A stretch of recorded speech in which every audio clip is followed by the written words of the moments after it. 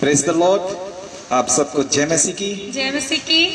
हम अपने जूते से परमेश्वर पिता का धन्यवाद देते हैं और उसकी दया, उसके प्रेम के लिए परमेश्वर पिता को धन्यवाद देते हैं। और हमारे जीवन में उन्होंने ये सुंदर समय दिया है कि हम एक बार फिर से अपने प्रिय भाई ब्रदर अनुपम डेविड और उनकी पत्नी श्रीमती शबनम डेविड, जिनके द्वारा ये प्रभु का महान कार्य किया जा रहा है कि प्रभु के प्रचार, यीशु मसीह के सुसमाचार का प्रचार, परमेश्वर के वचन का प्रचार उनके फेसबुक के द्वारा, पेज के द्वारा किया जाए। तो हम इस समय जुड़े हुए हैं आगरा मसीह मंडी के फेसबुक पेज पर और इसके संचालक अनुपम भाई को भी बहुत बहुत धन्यवाद देते हैं। परमेश्वर पिता उन्हें बहुत ऐसे आशीष दे। और ये समय है कि हम प्रार्थना में जाएंगे। आज की आराधना प्रारंभ करते हैं और प्रार्थना में जाएंगे। आइए हम प्रार्थना करते हैं और मेरे साथ मेरी बेटी है शिल्पा सिंह, छोटी सी प्रार्थना करेंगे। धन्यवाद देते हैं परमेश्वर पिता, आपके पास आपके प्यारे बेटे यीशु मसीह के नाम से आते हैं। आपको हर एक बात धन्यवाद देते हैं परमेश्वर पिता कि इतना सुंदर जीवन दिया है परमेश्वर, धन्यवाद देते हैं। और इतना सुंदर सा मौका दिए हैं परमेश्वर कि हम मिलकर फेसबुक के माध्यम से आपकी आराधना, स्तुति, महिमा करने वाले हो सकते हैं। पिता धन्यवाद देते हैं। प्रभु जी, जब हम आपके गीतों को गाते हैं तो हमारे संग और साथ रहिए, हमें सामर्थ्य और शक्ति दीजिए कि आपके गीत अच्छे रीति से गा सके परमेश्वर। प्रभु जी, जब प्रभु का वचन सुनाया जाता है प्रभु जी, तो प्रभु के दास के संग और साथ होइए परमेश्वर पिता, उनको स्वर्गीय ज्ञान बुद्धि से नवाजिए ताकि वो हमारे बीच में आपके वचन को अच्छे रीति से सुनाने वाले हो सके परमेश्वर पिता। प्रभु जी, हमारे हृदय में आइए, हमारे गुनाह अपराध को क्षमा करें। आगे का सारा कार्यक्रम आपके हाथ में सौंपते हैं। प्रार्थना आपके प्यारे बेटे यीशु मसीह के नाम से मांग लेते हैं, आमीन। Praise the Lord. आइए इस समय हमारे साथ यदि आप जुड़े हैं और परमेश्वर की महिमा और स्तुति करना चाहते हैं तो हमारे साथ गीतों को गाइए, परमेश्वर की महिमा कीजिए। और इस फेसबुक पेज पर आप लोग जितने से ज्यादा हो सके अपने प्रिय लोगों को शेयर कीजिए ताकि वो हम सब मिलकर के उसकी महिमा कर सकें। तो आइए इस समय गीतों को गाते हैं। और आज का गीत, एक पहला गीत जो हम गाएंगे परमेश्वर की स्तुति के लिए, वो है कफारा मेरा तू है, सहारा मेरा तू ही है। हालेलुया।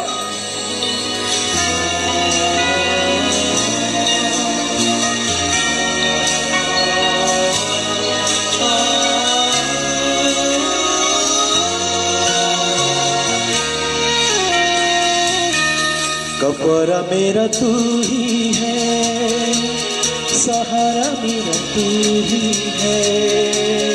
कफारा मेरा तू ही है, सहारा मेरा तू ही है। मैं तेरी राहों पर चलता रहूं मेरे खुदा,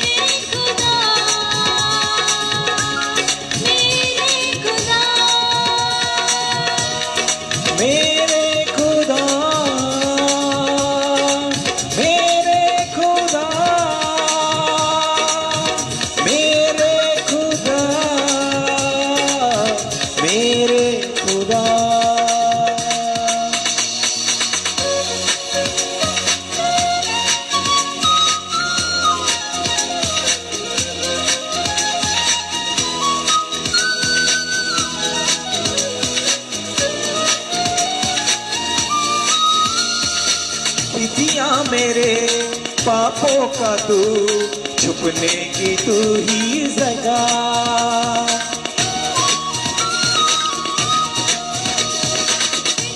मेरे पापों का तू छुपने की तू ही जगह, राहों की तू है रोशनी, रूह बदन की शिफा। राहों की तू है रोशनी, रूह बदन मसा से मुझे भर दे तू, लहू से मुझे धो दे तू। चलता रहूं मेरे खुदा, मैं तेरी राहों पर चलती रहूं मेरे खुदा। खुदावन मेरी रोशनी और मेरी नजात, मुझे किसकी है दहशत। खुदावन मेरी जिंदगी का पुश्ता है, मुझे किसकी है हैबत। ऐ खुदा मेरे पास सदा, मेरा मददगार और छुड़ाने वाला तू ही है। तेरे सिवा कोई नहीं जख्मों को जो सही सके।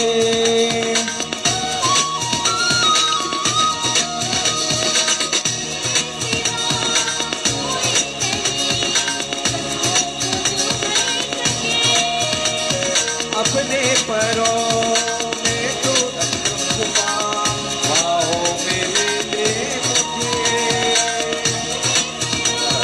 मैं तो छुपा, बाहों में ले ले मुझे।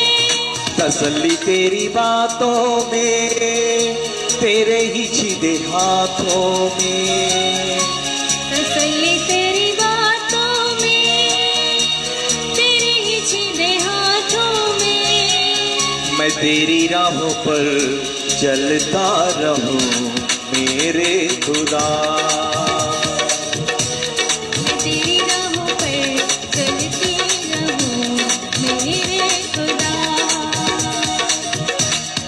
कफारा मेरा तू ही है, सहारा मेरा तू ही है। कफारा मेरा तू ही है, सहारा मेरा तू ही है। मैं तेरी राहों पर चलता रहूं मेरे खुदा, मैं तेरी राहों पर चलती रहूं मेरे खुदा। मेरे खुदा, मेरे खुदा, मेरे खुदा।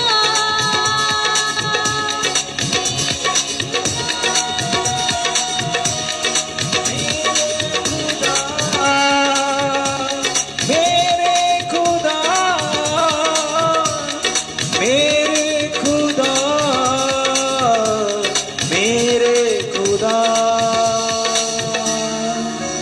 Thank you Lord, thank you Jesus. आइए परमेश्वर की महिमा करते हैं और परमेश्वर की महिमा के लिए एक गीत और गाएंगे हम। और आइए इस समय हम गीतों को गाते हैं।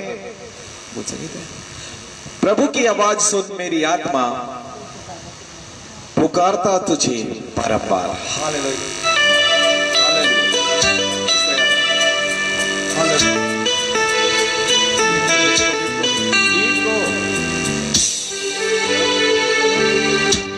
Hello hello hello hello, praise God, praise God.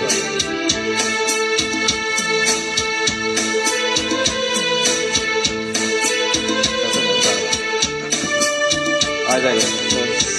Thank you, thank you.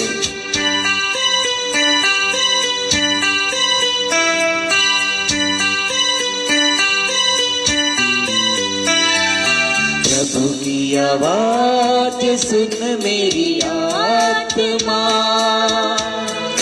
पुकारता तुझे बारंबार। प्रभु की आवाज सुन मेरी आत्मा,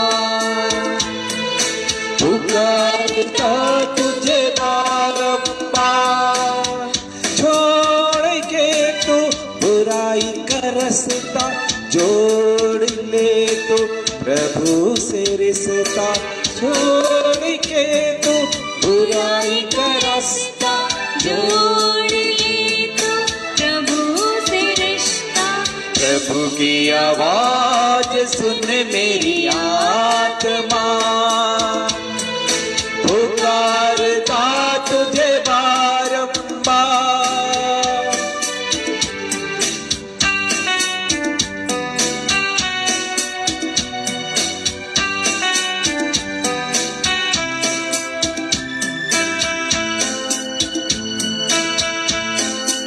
जीवन तूने उसी से है पाया, हाथ पांव और सुंदर काया।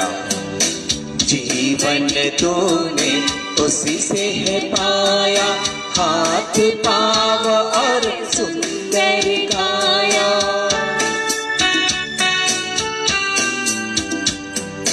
जीवन तूने उसी से है पाया, हाथ पाँव और सुंदर काया। जन जन को है तुम्हें सिखाना, प्रभु की दया क्षमा और प्रेम महान। प्रभु की आवाज सुन मेरी आत्मा, पुकारता तुझे बारंबार।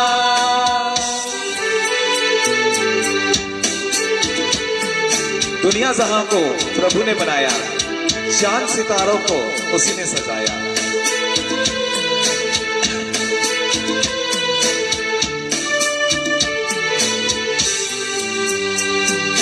दुनिया जहां को प्रभु ने बनाया, चांद सितारों को उसने सजाया।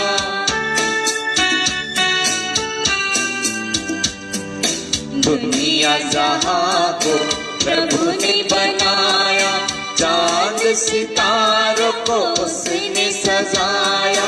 कन कन को है तुम्हें बचाना, प्रभु की दया क्षमा और प्रेम महान। प्रभु की आवाज सुन मेरी आत्मा,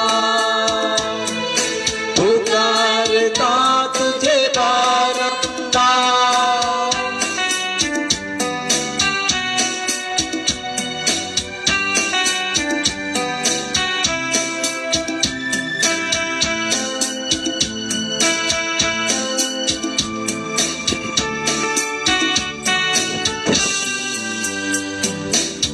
धरती आकाश है प्रभु का डेरा, हर मानव के दिल में बसेरा। धरती आकाश प्रभु का डेरा, हर मानव के दिल में बसेरा। जन जन को है तुम्हें बताना, प्रभु की दया क्षमा और प्रेम महान। प्रभु की आवाज सुन मेरी आत्मा, पुकारता तुझे बारंबार। प्रभु की आवाज सुन मेरी आत्मा, पुकारता तुझे बारंबार।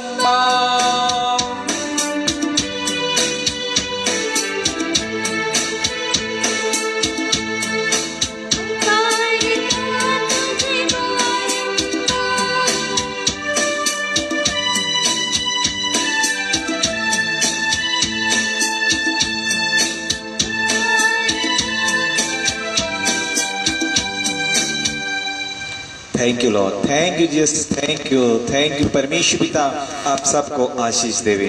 सचमुच प्रियो, आपने परमेश्वर की महिमा के लिए आज हमारे साथ जुड़ करके सुंदर गीतों को गाया है। और आइए इस समय हम वचन की ओर जाते हैं। और मैं धन्यवाद देता हूं मेरी बेटी को, शिल्पा को, जो आकर के मेरे साथ परमेश्वर की महिमा स्तुति की है। इस समय हम अपने जीवते सामर्थी परमेश्वर पिता को धन्यवाद देते हैं। उसने हमें ये सुंदर समय दिया कि हम अपने प्रिय भाई अनुपम डेविड के इस फेसबुक पेज पर, जिसका नाम आगरा मसीह मंडली है, उस पर आकर के आप लोगों के साथ अपने सर्वशक्तिमान परमेश्वर पिता के महिमा करने के लिए, उसकी स्तुति करने के लिए जुड़ पाए हैं। तो प्रेज द लॉर्ड, एक बार फिर से हम आप सबका स्वागत करते हैं इस फेसबुक पेज पर। और आइए हम सब अपने पवित्र शास्त्र को खोलें और बाइबल लेके बैठे और आज के वचन की ओर जाते हैं। मेरे साथ इस समय मेरी पत्नी श्रीमती प्रतिभा चिनप्पा भी जुड़ी हुई हैं और बैठी है हमारे साथ में। तो मैं निवेदन करूंगा इस समय वो परमेश्वर पिता से आशीष मांगे, प्रार्थना करें।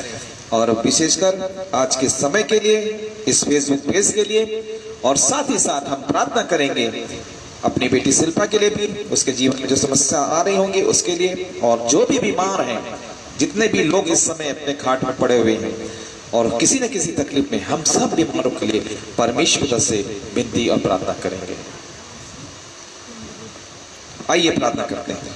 आइए प्रार्थना करेंगे। पवित्र पवित्र पवित्र सेनाओं के यहोवा परमेश्वर, राजाओं के राजा, प्रभुओं के प्रभु, आज की रात्रि आपके चरणों में आते हैं। बीती तमाम आशीषों के लिए हृदय से लाखों लाख धन्यवाद देते हैं प्रभु जी। पिता परमेश्वर, आपने बहुमूल्य अवसर हमारे जीवन में दिया कि आज संध्या आपकी हुजूरी में हम उपस्थित हो सकते हैं प्रभु। होने दीजिए, हमारे सोच को, ध्यान को आप अपने नियंत्रण में लीजिए, अपने दान वरदानों से भरिए, बोलिए और बातचीत कीजिए। पिता परमेश्वर, प्रार्थना करते फेसबुक के इस पेज के लिए प्रभु, जिसके द्वारा आज आपकी महिमा बड़ाई प्रशंसा होती है। होने दीजिए प्रभु जी, इस पेज को नाम बनाम आशीष दीजिए कि इसके द्वारा बहुतायत से लोग आपके वचन को सुने, और जो आपके नाम को नहीं जानते हैं प्रभु, आज तक जिन्होंने आपके नाम को नहीं जाना है, होने दीजिए इस पेज के द्वारा वो आज आपके नाम को सुनने और जानने पाए और आपके उद्धार को ग्रहण करने पाए प्रभु जी। प्रार्थना करते हैं इस पेज के संचालक भाई के लिए, भाई अनुपम, बहन शबनम के लिए प्रभु, जिनके द्वारा ये कार्य किया जाता है प्रभु जी। होने दीजिए ये सेवकाई कार्य आपकी महिमा के लिए होता है प्रभु, तो उन्हें नाम बनाम आशीष दीजिए। अपने दान और वरदानों से भरिए प्रभु, कि संसार के कोने कोने में इनके द्वारा आपका वचन का सुसमाचार पहुंचाया जाए प्रभु जी, और बहुतायत से लोग आपकी ओर खींचे चले आए प्रभु, और आपके उद्धार को पा सके प्रभु जी। इन्हें और भी प्रभु अपनी महिमा के लिए इसी तरह निरंतर इस्तेमाल कीजिए प्रभु जी। हर एक तरह के दुख तकलीफ चिंताओं से बचा कर रखिए और अपनी महिमा में बढ़ाता ले चलिए प्रभु जी। प्रार्थना करते हैं प्रभु, जितने आज इस फेसबुक माध्यम से जुड़कर आपकी महिमा करते हैं, हर एक के साथ होइए, और जितने देखते हैं प्रभु, यदि उनमें कोई दुख तकलीफ चिंताओं में प्रभु, बीमारी में, हर एक को आप छुइए, सामर्थ्य हाथ बढ़ा लीजिए प्रभु, ताकि हर एक अपनी दुख तकलीफ चिंताओं से, बीमारी से, यीशु के नाम से छुटकारा को पाए प्रभु, और आपका नाम महिमा पाने पाए। बेटी शिल्पा के लिए भी प्रार्थना करते हैं, जो कुछ भी परेशानियां उसके कार्य क्षेत्र में पाई जाती है, आप प्रभु जी अपनी अनुग्रह भरी दृष्टि कीजिए, सामर्थ्य हाथ बढ़ाइए प्रभु, और हर एक विरोधियों को परास्त करिए प्रभु, और उसके कार्य क्षेत्र के हर एक चिंताओं को दूर करिए, ताकि अच्छे से अपने कार्य कर सके और आपकी महिमा इसी तरह कर सके। उसे और भी अपने ज्ञान बुद्धि में और अपनी महिमा में आगे बढ़ाइए। प्रार्थना करते हैं, जबकि आपके दास आपके वचन को लेकर खड़े होते हैं प्रभु, उन्हें ज्ञान और बुद्धि से भरिए, अपने आत्मा की भरपूरी दीजिए प्रभु, कि आपके आज के प्रभु जी जो मन्ना है प्रभु, वो हम सबों को, आज का जो रोटी है, आज का भोजन है, वो हम सबों को बहुतायत से दे सके प्रभु। हमारे जीवन की कमी घटी कमजोरियों को आप अपने वचन के द्वारा प्रकट करिएगा, ताकि हर एक सुनने वाले के हृदय छिदने पाए और उनकी आत्मा बचाई जाए प्रभु जी। हम सब अपने आप को जांचे परखे और आपकी महिमा में आगे बढ़ सके प्रभु। दुष्ट एक भी वचन को चुराने ना पाए, परंतु आज का आपका वचन एक एक के हृदय में 100 गुना फल लाए। आप ऐसी अनुग्रह कीजिए प्रभु जी। प्रार्थना करते हैं, हर एक को आपके पवित्र बलवंत हाथों में सौंपते हैं। आपकी उपस्थिति, अनुग्रह और बहुतायत की आशीष को चाहते हुए इस प्रार्थना को मसीह यीशु नासरी के नाम से मांगते हैं। सुनिए और दया से ग्रहण कीजिए। आमीन आमीन। परमेश्वर पिता का धन्यवाद हो। और मेरे प्रिय भाई और बहनों, आइए हम वचन की ओर जाते हैं।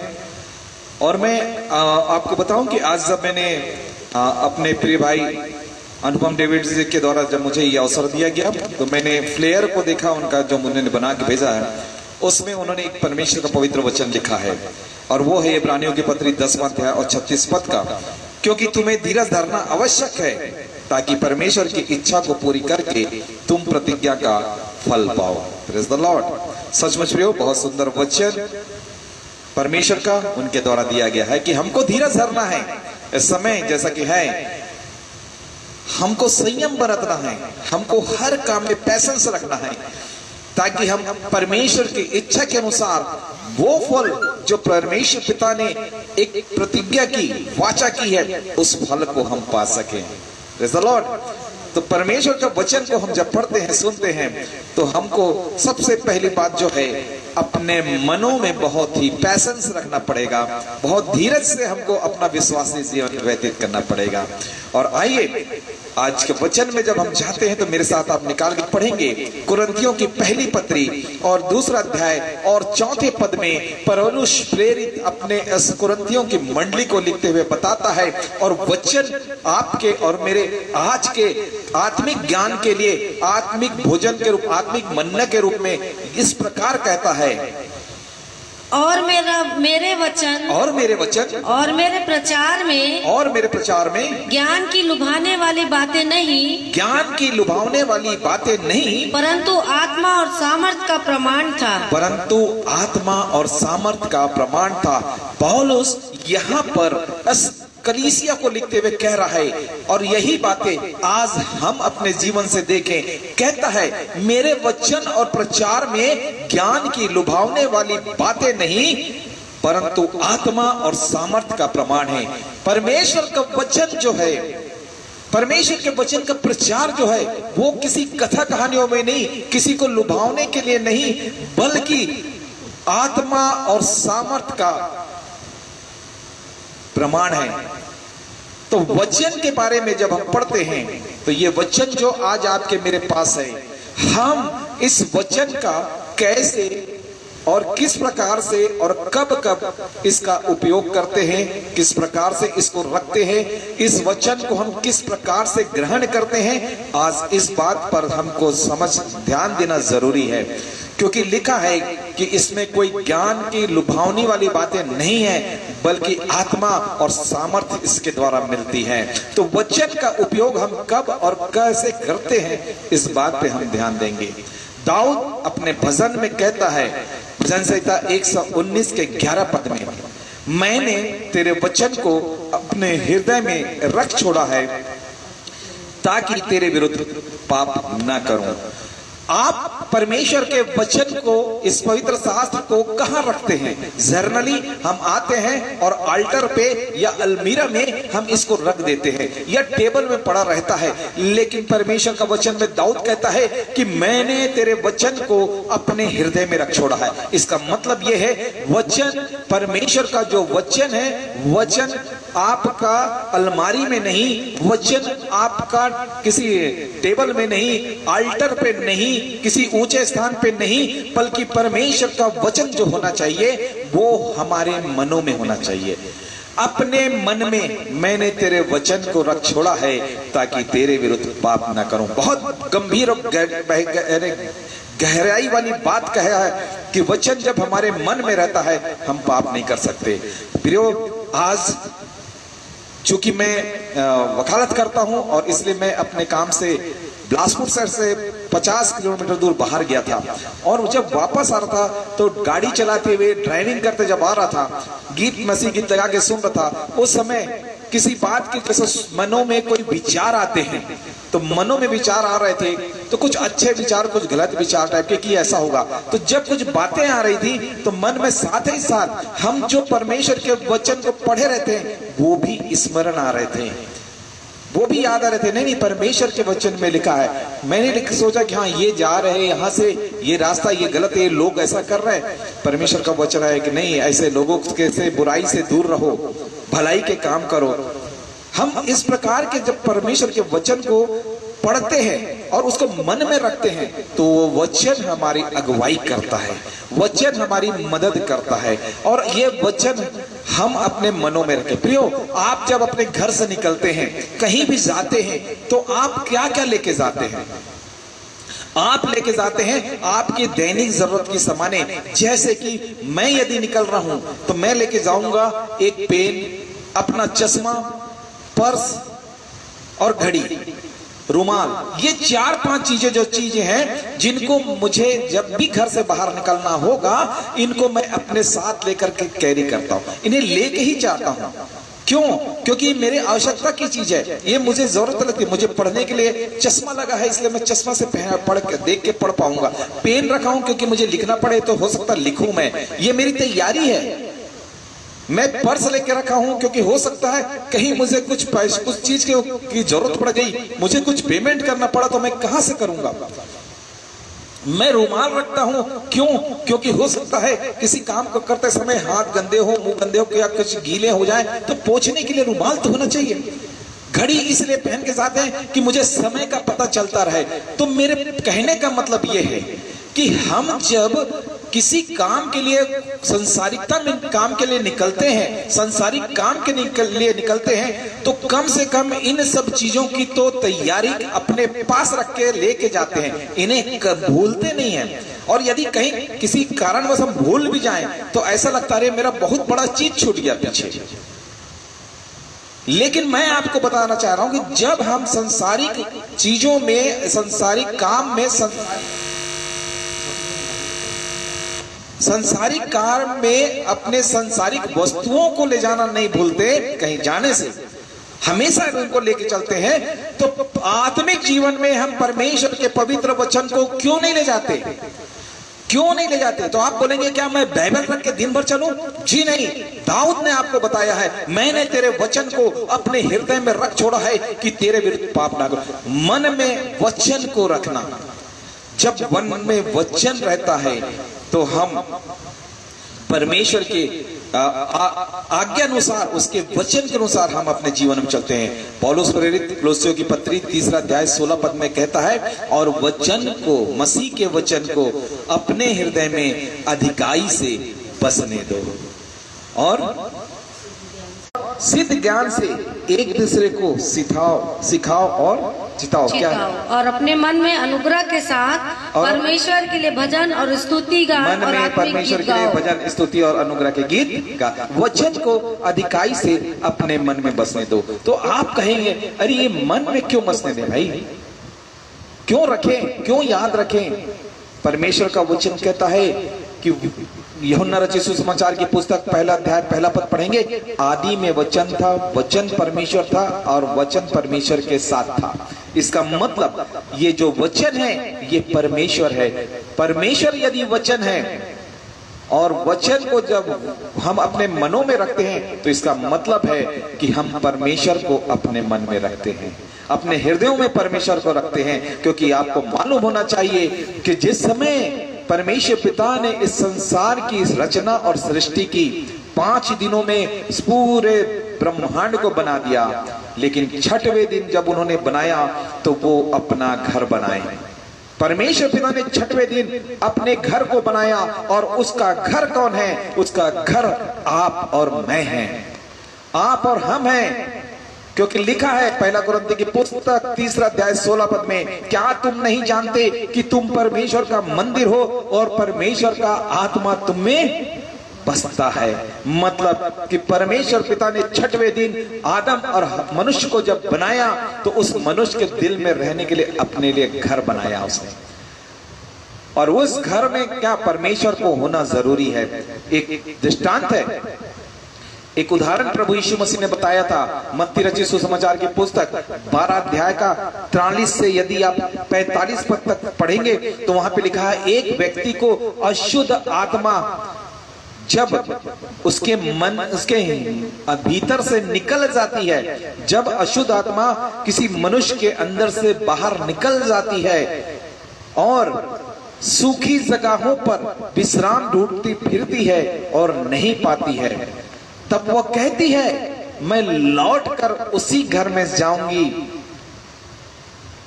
और जब वह लौटकर आती है तो उस घर को साफ सुथरा, झाड़ू लगाया और सजा सजाया पाती है। तब वह जाकर अपने साथ और भी 7 बुरी आत्माओं को ले आती है। तब उस मनुष्य की दशा पहले से भी बुरी हो जाती है। और इसीलिए प्रभु यीशु मसीह कहते हैं, इस युग के बुरे लोगों की भी दशा ऐसी ही होगी।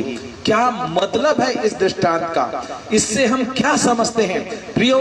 इससे सीधा सीधा प्रभु यीशु मसीह ने कहा है कि जब हम पाप में रहते हैं और हम चाहते हैं कि प्रभु यीशु मसीह परमेश्वर पिता आप मेरे जीवन में आइए, और जब परमेश्वर पिता को हम ग्रहण करते हैं अपने हृदय को पूरे पापों से साफ कर देते हैं, हर प्रकार के पाप और हर बुराई को अपने जीवन से त्याग देते हैं। अब हमारा घर, हमारा हृदय, हमारा शरीर एकदम साफ सुथरा, पाक और पवित्र हो जाता है, एकदम सजा सजाया हो जाता है। लेकिन उसमें अभी तक हमने अपने जीवन में से पाप को तो त्याग दिया, हमने अपने शैतान के कामों को छोड़ दिया, हमने संसारिकता को छोड़ दिया, हम अब आधार्मिकता में आ गए, आत्मिकता में आ गए। लेकिन उसके बाद भी एक काम हमने नहीं किया, और वो काम है कि परमेश्वर के वचन को अपने हृदय में बसने नहीं दिया। वचन को, उसको हमने खाली ही रख छोड़ा और सोच रहे हैं कि हमने बुराई छोड़ दी तो हमने बहुत बड़ा काम कर दिया। जी नहीं, आप अपने शरीर में यदि उन बुरी आत्माओं को, दुष्ट आत्माओं को निकाल देते हैं तो तुरंत आपको परमेश्वर के वचन को, परमेश्वर को अपने हृदय में बसाना जरूरी हो जाता है। और जब नहीं बसाते हैं तो वो बुरी आत्माएं जो बाहर घूमती है, जगह नहीं पाती, फिर वापस आती है और आपके मन को, फिर आपके शरीर को, आपकी आत्मा को खाली पाती है, तो वो अपने से 7 और बुरी आत्माओं को लेकर उसमें बैठ जाती है।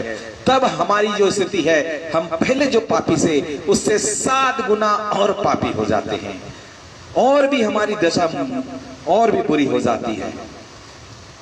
इसलिए वचन कहता है कि तुम्हारा मन जो है खाली ना रहे। यिर्मयाह कहता ना कि तुम्हारा सबसे धोखा देने वाला तो मनुष्य का मन है, और हमको इसी मन की चिंता सबसे ज्यादा करनी है।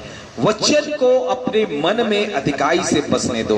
परमेश्वर का वचन जब हमारे मन में रहता है तो हम अधिकाई से परमेश्वर के वचन की ओर चलते हैं, क्योंकि लिखा है भजन संहिता की पुस्तक 37 अध्याय और 31 पद पढ़े तो वहां पे लिखा है कि वचन हृदय में रहने से मनुष्य के पैर नहीं फिसलते।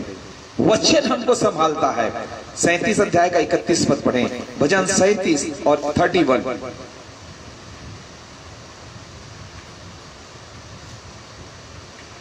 उसके परमेश्वर की व्यवस्था उसके हृदय में बनी रहती है। उसके परमेश्वर की व्यवस्था उसके हृदय में बनी रहती है।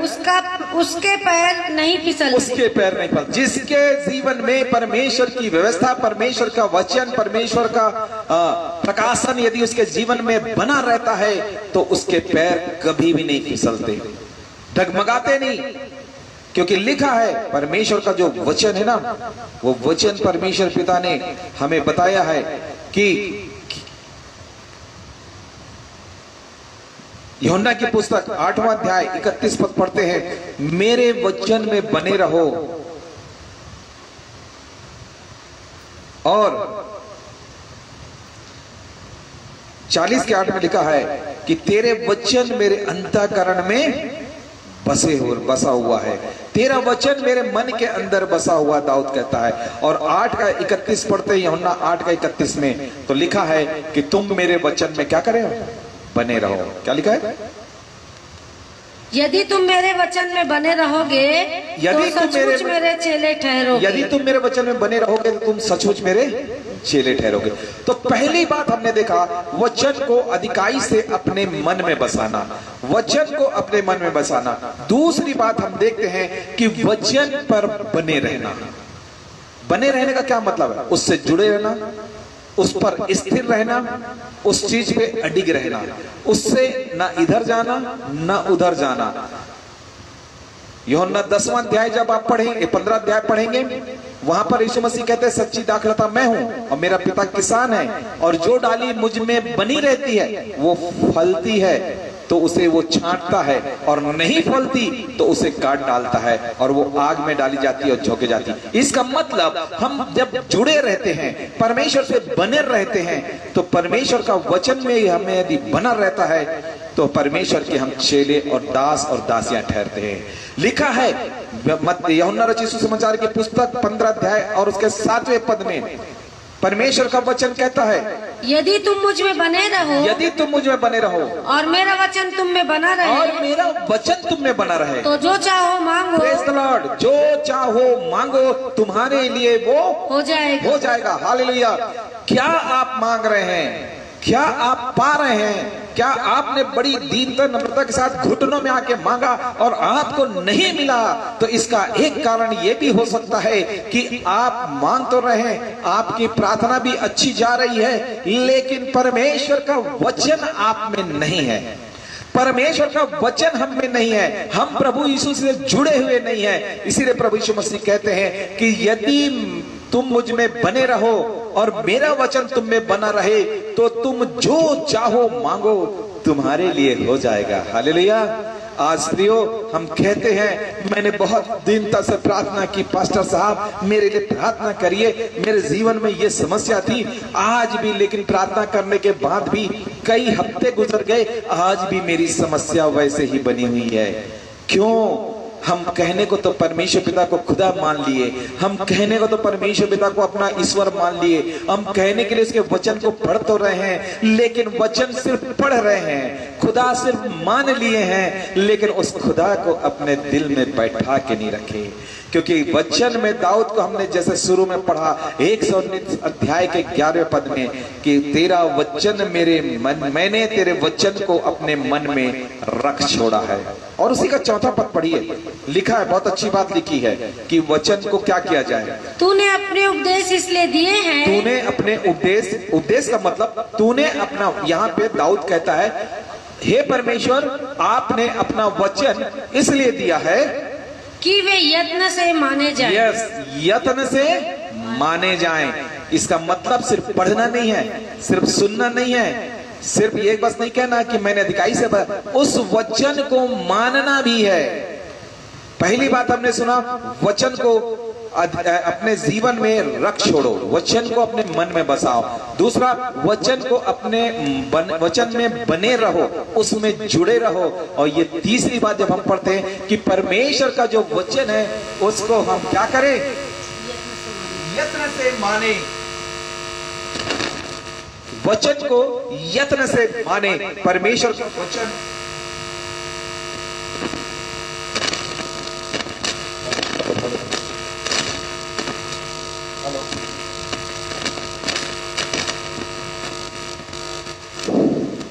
हेलो, परमेश्वर के वचन को हम सुने बस नहीं, चले बस नहीं, वचन में बने रहें और वचन को माने भी।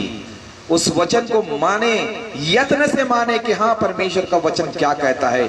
आज वचन को हम मानते नहीं है। आज चर्च की स्थिति देखिए, कलीसिया की स्थिति देखिए। आप कल्पना कीजिए कि यदि आप किसी चर्च में गए हुए हैं, चर्च में पास्टर साहब ने बहुत सुंदर वचन का प्रचार आपके जीवन में किया कि हाँ प्रियो, परमेश्वर का वचन कहता है कि बुराई से अलग रहो।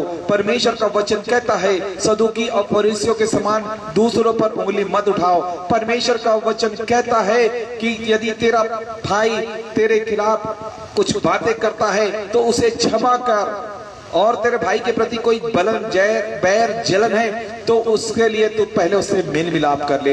इतने सारे अच्छे अच्छे परमेश्वर के सामर्थी वचन को, पवित्र वचन को पासबान ने सुनाया और हम बड़े अच्छे से चर्च में सुने। बीच बीच में तालियां भी बजा के प्रोत्साहित हुए कि हाँ yes Lord, yes father, yes आपका आपने परमेश्वर का पवित्र वचन सुनाया। हम आज सचमुच आत्मा से भर गए, हमने वचन को सुना है। और जैसे ही चर्च की आराधना वर्शिप खत्म हुई, हम बाहर निकलते हैं और जब बाहर निकलते हैं तो सबसे पहला काम जो आता है वो शैतान का होता है।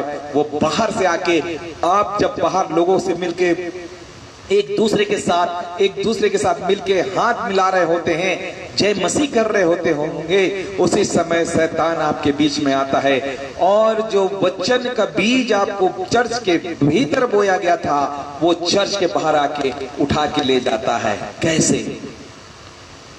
कैसे आप सोचेंगे, आप देखेंगे जैसे ही आप चर्च से बाहर निकले आप अपने भाइयों से, अपने रिश्तेदारों से मिले, किसी बहन ने, किसी भाई ने आपसे कहा, अरे ब्रदर प्रेज द लॉर्ड, अरे क्या आपने सुना फलाने भाई ने ऐसा ऐसा काम किया और पुलिस उसके घर आई थी, ऐसा हुआ था। आप भी तुरंत वचन भूल करके तुरंत, अच्छा क्या बात हुआ, और उसके बातों में लग गए और उस भाई के बारे में, हाँ हाँ मैं भी जानता हूं, वो चोरी करता था, वो इस प्रकार के काम करता था, आज देखो पकड़ा गया। हम क्या कर रहे हैं?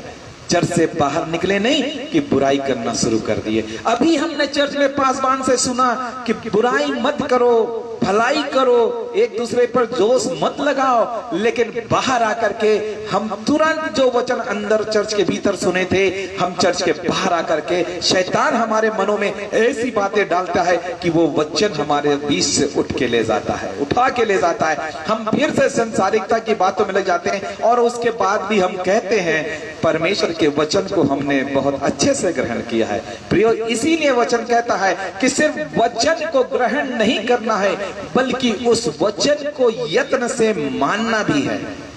आज कितने लोग हैं जो परमेश्वर के वचन सुनते हैं? बहुत तेरे आज इस समय फेसबुक पेज पर बहुत तेरे ऐसे हमारे पेजेस चल रहे हैं जिसमें बहुत सारे प्रभु के दास और दासियों के द्वारा परमेश्वर के वचन का प्रचार, सुसमाचार का प्रचार किया जा रहा है। और जब भी हम इस मोबाइल को लेके खोलते हैं तो हमको पता चलता है कि कितने अच्छे अच्छे वचन प्रचार किए जा रहे हैं, कितने अच्छे अच्छे गीतों के गाने के द्वारा महिमा हो रही है। लेकिन क्या वो वचन सुनकर हम याद रखते हैं? क्या वो वचन सुनकर हम स्मरण रखते हैं? जी नहीं, हमने सुना और उसके बाद भूल गया। क्योंकि ये बातें इसलिए होती है, प्रभु यीशु मसीह ने बताया था उस बीज बोने वाले के दृष्टांत को, जिसने बीज बोया, लेकिन कुछ बीज जो थे वो मार्ग पर गिरे और चिड़ियों ने आकर के उसे चुग लिया। हमारा जीवन, हमारा मन उस सड़क के समान हो जाता है, उस पथरीली भूमि के समान हो जाता है जिस पे वचन बसने नहीं पाता, जिसमें वचन, बीज रूपी वचन अपना जड़ पकड़ने नहीं पाता। और आज प्रियो हमको यही करना है कि वचन को जब हम बोलते हैं तो उस पर मनन भी करें, उसको हम बने वचन से जुड़े रहें, अपने मनों में वचन को बसाएं। वचन हमारे मन में होना चाहिए। आज कितने ऐसे लोग हैं जिनको पवित्र शास्त्र पूरा कंठस्थ याद होगा? कोई नहीं होगा, बहुत कम लोग होंगे। यहाँ तक कि मैं भी नहीं कह सकता कि पवित्र शास्त्र पूरी तरह से मुझे रटा हुआ। लेकिन परमेश्वर का वचन हम जब भी पढ़ते हैं तो जिस वचन को पढ़ते हैं हम परमेश्वर पिता से प्रार्थना करते हैं कि ये जो वचन मैंने पढ़ा है ये मुझे कम से कम याद रहे। हर वचन जब हम पढ़ें उसको स्मरण करने के लिए पढ़ें। अगर आप स्मरण करके रखेंगे, वचन आपको याद रहेगा। तो लिखा है भजन संहिता 119 के 105 में, तेरा वचन मेरे पांव के लिए दीपक और मार्ग के लिए उजियाला है। क्यों कहा? क्यों कहा मार्ग के लिए दीपक? वचन मेरा पांव का दीपक है और मेरे रास्ते के लिए लाइट है। क्यों कहा? क्यों? इसलिए कि जब मैं कहीं जाता रहूं, किसी रास्ते में भी जाता रहूं, तो वो वचन मुझे मेरी अगुवाई करेगा, वचन मुझे रास्ता दिखाएगा। और मैं समझता हूं हर एक के जीवन में कभी न कभी ये घटना जरूर घटी होगी कि आप किसी दुकान में कोई सामान खरीदने गए होंगे और सामान खरीदने के लिए जितने पैसे आपने दुकानदार को दिए होंगे, हो सकता है आपको उस दुकानदार ने गलती से, भूलवश आपको सामान भी दे दिया और आपको जो चिल्लर वापस करने थे उसमें उसने आपको पैसे भी ज्यादा दे दिए। हुआ होगा कई बार आपके जीवन में। हम भी एक बार गए थे पेट्रोल डलाने, गाड़ी में हमने बाइक में पेट्रोल डलाया। वो पेट्रोल दुकान वाला जहां पर उसको 50 वापस करना था उसने 100 रुपए वापस कर दिए। जहां 50 रुपए वापस करने थे उसने 100 रुपए वापस कर दिए। हम तो बड़े खुश हो जाते हैं, चलो फ्री में सामान भी मिल गया और हमारे को दुगना पैसा भी वापस मिल गया। लेकिन यदि हमारे मन में परमेश्वर का वचन है तो परमेश्वर के वचन हमको तुरंत वहां पे रोकेगा। आप यदि विश्वासी हैं, आपके मन में परमेश्वर है, आपके मन में प्रभु यीशु है, मसीह है, आपके मन में उसका वचन है, पवित्र आत्मा है, तो वचन आपकी अगुवाई करेगा, आपको रोकेगा और बताएगा कि नहीं, वचन में लिखा है कि प्रेम के छोड़ और किसी बात में किसी के कर्जदार न रहो। हम तो बड़े खुश हो गए, शैतान भी वैसे है, हमसे ज्यादा वचन को जानता है। वो तुरंत हमारे मन में वचन डालेगा कि वचन में तो लिखा है कि रख ले पैसा, रख ले, चुपचाप निकल जा, कौन देखता है। क्योंकि परमेश्वर का वचन कहता है कि परमेश्वर बहुत दयालु, कृपालु, अति करुणामय और विलंब से कोप करने वाला परमेश्वर है। इसलिए चिंता मत करो, जब होगा परमेश्वर देखेगा, तब देखेगा, तब वो सोचेगा विलंब से कोप करता है, विलंब से दंड देगा। जी नहीं प्रियो, शैतान भी हमारे जीवन में परमेश्वर का वचन देकर के हमें भटका देता है। लेकिन मैं कहता हूं, जब हमारे मन में परमेश्वर का वचन रहता है, वो हमारी अगुवाई करता है, वो हमारे लिए दीपक का काम करता है, वो हमें रास्ता दिखाता है। आप कभी भी जाइए, किसी मार्ग में भी जाइए, यदि परमेश्वर का पवित्र वचन आपने पढ़ा है, सीखा है, यदि कोई घटना आपके सामने घट रही है, उससे संबंधित, उससे रिलेटेड परमेश्वर का वचन तुरंत आपको याद आएगा कि परमेश्वर के वचन में इस प्रकार लिखा है, और वो परमेश्वर का वचन आपको उस समस्या से निजात दिलाएगा, निकालेगा और आपको राह दिखाएगा। Praise the Lord. तो ये कब होगा? जब परमेश्वर का वचन हमारे मनों में अधिकाई से बसा रहेगा। और इसके बाद लिखा है कि परमेश्वर का वचन पर हमको क्या करना है। सिर्फ मैंने बताया, परमेश्वर को मन में, परमेश्वर के वचन को मन में बसाओ, परमेश्वर के वचन में बने रहो और परमेश्वर के वचन को यत्न से मानो, उस पर मानो भी, उस पर चलो भी। और साथ ही साथ भजन संहिता की पुस्तक पहला अध्याय और उसके पहले पद में कहता है कि क्या ही धन्य है वह पुरुष जो दुष्टों की युक्ति पे नहीं चलता, ना पापियों के मार्ग में खड़ा होता, ना ठट्ठा करने वालों की मंडली में बैठता है, परंतु वह तो यहोवा की व्यवस्था से प्रसन्न होता और रात दिन उसी पर ध्यान दिया करता है। परमेश्वर के वचन पर ही ध्यान देना। ध्यान देने का मतलब मनन करना।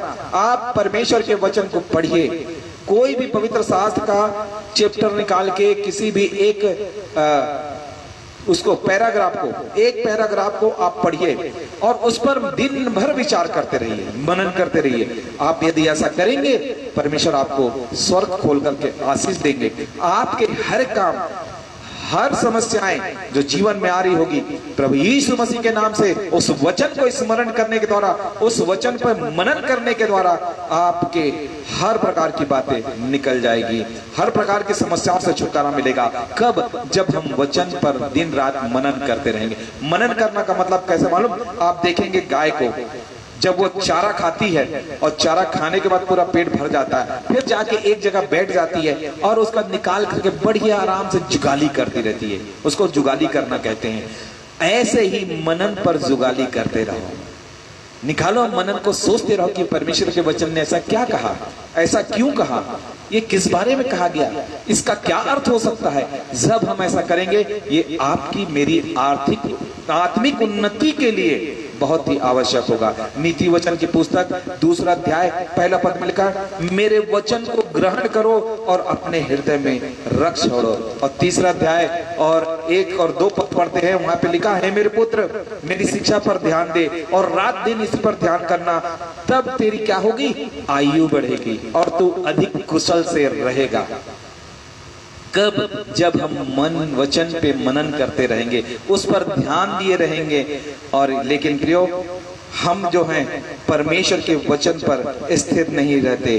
परमेश्वर का वचन हमें बताता है कि किस प्रकार हम जब मनन करते हैं तो हमारे जीवन में जो भी समस्या हो, जो भी तकलीफें हो, जिस काम में भी यदि हम हाथ डाल रहे हों और हमको यदि उसमें सफल होना है, तो परमेश्वर के वचन पर ध्यान देना है। लिखा है यहोशू की पुस्तक पहला अध्याय 8वें पद में, मेरे साथ मेरी पत्नी बैठी, पढ़ेंगे उसे। यहोशू की पुस्तक पहला अध्याय 8वां पद। मुझे याद है कि सबको याद होगा यह वचन, लेकिन फिर भी आपको बता रहा हूं, पढ़वा रहा हूं, पढ़िए।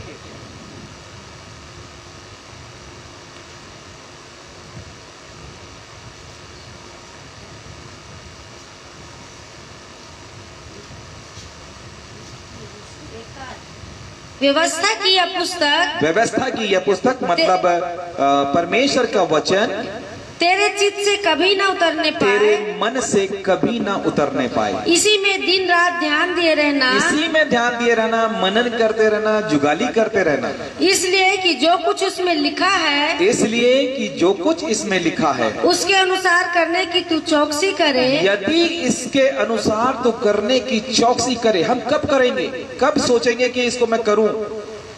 जब वचन का हम मनन करेंगे, वचन हमें स्मरण रहेगा, पवित्र शास्त्र की बातें, हम व्यवस्था की बातें हमारे मन में, हमारे चित्त में रहेंगी, तो हम इसकी चौकसी कर पाएंगे। और क्या होगा? क्योंकि ऐसा ही करने से तेरे सब काम सफल होंगे, ऐसा ही करने से तेरे सब काम सफल होंगे और तू प्रभावशाली होगा। और तू प्रभावशाली होगा। Praise the Lord. आज आपको और मुझे यदि किसी काम में सफलता नहीं मिल रही है, तो उसका कारण यह भी है कि आज परमेश्वर का वचन को हमने मन में नहीं रखा है, उसके अनुसार उसको चलने में हमारी चौकसी नहीं कर रहे हैं, सावधानी नहीं बरत रहे हैं, वचन के अनुसार हमारा चाल चलन नहीं है।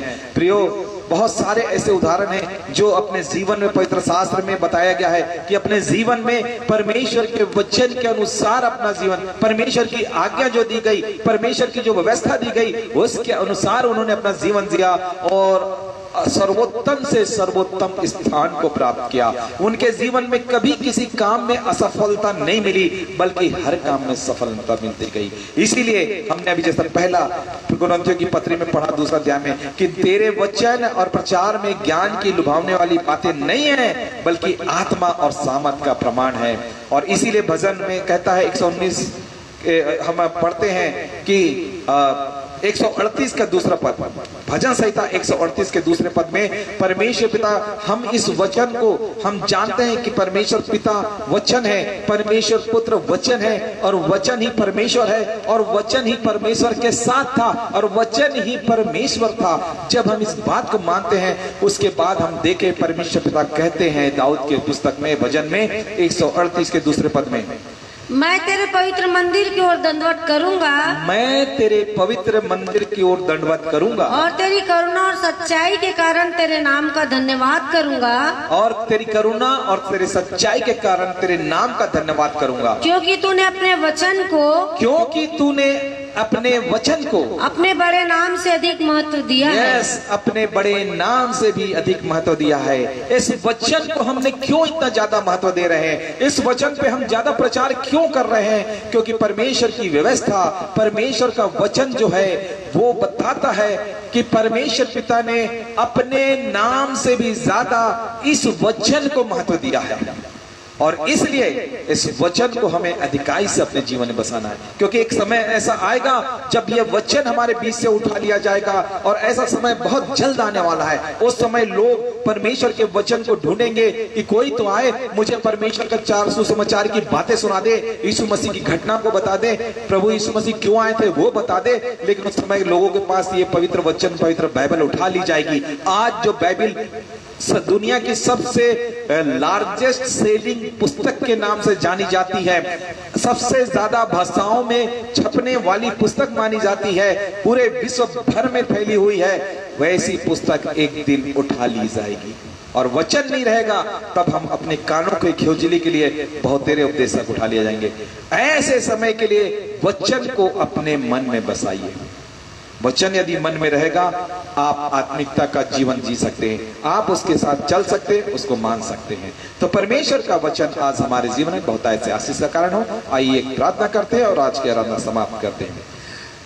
धन्यवाद सारी आशीषों को देने वाले सर्वशक्तिमान दयालु प्रेमी परमेश्वर पिता, इस समय हम आपको हृदय से धन्यवाद देते हैं। आज आपका वचन परमेश्वर पिता हमारे लिए ज्योति का काम करने वाला हो सके। जैसे आपने कहा कि तेरे वचन के खुलने से प्रकाश होता है और भोले लोग समझ को प्राप्त करते हैं।